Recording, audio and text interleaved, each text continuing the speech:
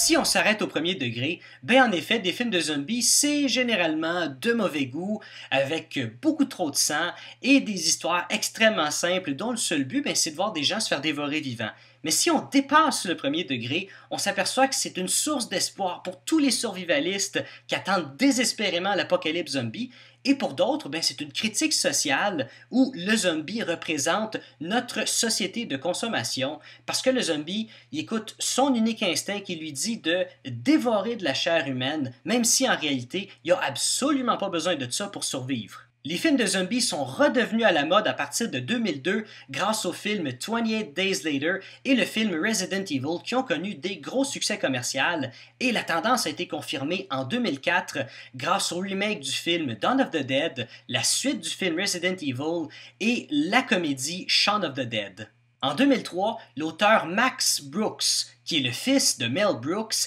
écrit le roman The Zombie Survival Guide, qui nous explique comment survivre à une apocalypse zombie. Et en 2006, il écrit la suite qui s'intitule World War Z, qui explique comment le monde a changé après une guerre mondiale d'environ 10 ans contre les zombies. En 2007, Brad Pitt et Leonardo DiCaprio se sont livrés une guerre d'enchères pour acheter les droits du roman pour l'adaptation au grand écran, et finalement, eh bien, c'est Tyler Durden qui a mis KO Jack. Le but ultime du projet, c'est d'en faire une trilogie avec un côté un petit peu réaliste, comme les 3 premiers Bourne avec Matt Damon. Avec un budget initial de 125 millions de dollars, le tournage a commencé en 2011 sous la direction de Mark Forster, qui est connu pour avoir réalisé en 2001 le film Monsters Ball et en 2004 Finding Neverland. Le 10 octobre 2011 à Budapest, il y a une équipe antiterrorisme locale qui découvre dans un entrepôt réservé à la production du film 85 armes à feu de type militaire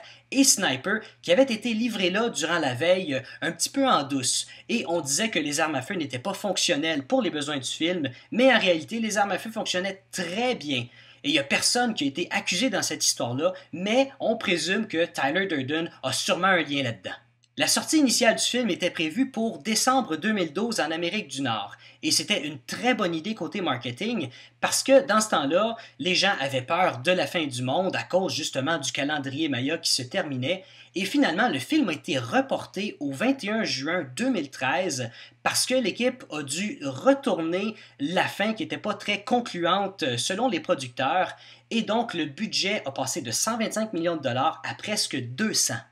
L'été au cinéma, c'est une saison très importante qui est réservée à la sortie de méga blockbusters. Et la règle d'or pour maximiser les profits, c'est de s'assurer que les films n'aient pas une restriction sur l'âge pour ne pas séparer les familles qui vont prioriser un divertissement accessible à tous. Et quand on pense à un film de zombies, ben évidemment, ça rentre pas dans cette catégorie-là. C'est donc pas très étonnant quand on s'aperçoit que World War Z a beaucoup de violence et d'horreur suggérées, ce qui est une très bonne chose pour certaines scènes, mais pas pour un film au complet, et surtout pas un film qui parle de zombies. En général, ça peut être une bonne initiation pour tous ceux qui ne sont pas familiers avec ce type de film-là, et pour les autres, ça reste tout simplement un film d'action qui apporte pas grand-chose de plus au genre déjà établi. Bon cinéma!